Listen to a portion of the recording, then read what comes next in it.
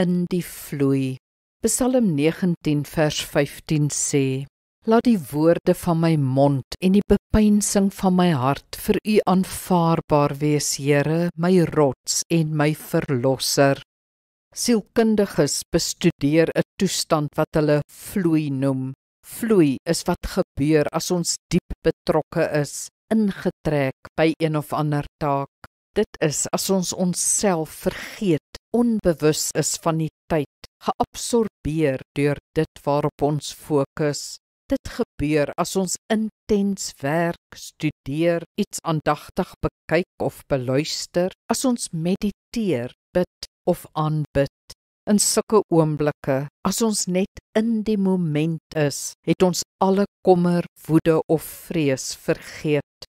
Vloei maak ons ontspanne en kalm en volgens die navorsing meer gelukkig.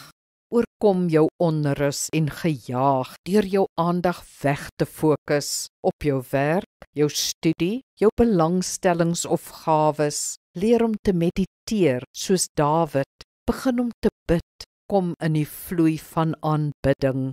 Onthou, gister is verby en môre bestaan nog nie. Al wat jy het, is die nou.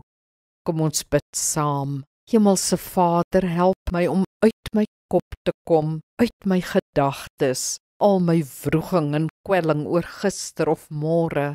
Help my om die moment te ontdek, om net te geniet en te waardeer wat voor my is, wat ek sien en hoor en beleef. Watter groot geskenk is dit nie? Amen. Die Here seën jou.